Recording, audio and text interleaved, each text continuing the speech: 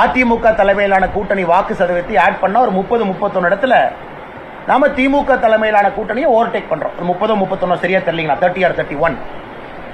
But அது ஒரு பேச்சு அமையாது. காரணம், மக்கள் வாக்களிக்கும் பொழுது ஒரு கூட்டணியும் பார்த்து வாக்களிக்கிறாங்க. ஏன்னா நாம தேர்தலுக்கு முன்பே மக்களுக்கு 3 ஆப்ஷன் தமிழ்நாட்டில் இருந்துச்சு. இவங்களுக்கு யார் ஓட்டு போடுறீங்க, இவங்களுக்கு யார் ஓட்டு போடுறீங்க, இவங்களுக்கு யார் ஓட்டு போடுறீங்க. ஸோ வாக்கு செலுத்திய பிறகு நம்ம 2 பேர் சேர்ந்திருந்தா எப்படி இருக்கும், அவங்க சேர்ந்திருந்தா எப்படி இருக்கும் அப்படிங்கிற கேள்வி ஒரு யூகத்தின் அடிப்படையிலான கேள்வி. ஆனால் மக்களை பொறுத்த வரைக்கும் ஒரு கூட்டணியும் பார்த்து தான் அவங்க ஓட்டு போட்டாங்க. ஆனால் இன்னைக்கு சேர்ந்திருந்தால் 30-31 ஜெயிச்சிருக்கலாம் அப்படிங்கிறத தாண்டி இருவரும் ஏதோ ஒரு காரணத்திற்காக சேரவில்லை என்பதுதான் உண்மை. அதுதான் மக்கள் மன்றத்தில் இருந்துச்சு. மக்கள் அதெல்லாம் பார்த்து தான் இண்டிவிஜுவலா ஓட்டு போட்டாங்க. ஆனா நான் இப்போ ஓவர் கான்பிடன்ட். 2026 ஆட்சியை பிடிக்க போறேன். இல்ல இப்போ ஓவர் கான்பிடன்ட். ஆனா இன்னைக்கு ஓவர் கான்பிடன்ட். ஆனா இன்னைக்கு ஓவர் கான்பிடன்ட் தான். இலக்கு 2026 பாரதிய ஜனதா கட்சி இங்க ஆட்சியை பிடிக்கும். அதான் இலக்கு. ஏன்னா அப்படித்தான் ஒரு தலைவர் இருக்க முடியும். அப்படித்தான் இலக்கு வைத்து பணி செய்ய முடியும். அப்படித்தான் இலக்கு வைத்து வேகப்படுத்த முடியும். ஒருவேளை 2026 இன்னைக்கு 11% தான் இருக்கிறீங்க. 2026 ஆட்சியை பிடிக்கணும்னா 35% வேணும். எப்படி பிடிப்பீங்க? நீங்க கேட்கிற கேள்வியில் நியாயம் இருக்கு இல்லையா, நான் சொல்லிங்கன்னா.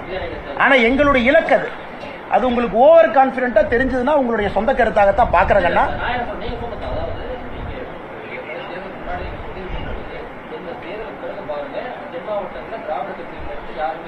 திராவிட கட்சின்னு சொன்னா, திராவிட கட்சின்னு சொன்னா அனைத்து இந்திய அண்ணா திராவிட முன்னேற்ற கழகம் சொல்லலாம். மதுரை கீழே அண்ணா ஒரு நிமிஷம் அண்ணா, நீங்க பாருங்க. இன்னைக்கும் தென் மாநிலத்தில் முதல் இலக்கு பாரதிய ஜனதா கட்சி எங்கே செல்ல வேண்டுமோ, தேசிய ஜனநாயக கூட்டணி எங்கே செல்ல வேண்டுமோ அங்க ரீச் ஆயிருக்கு.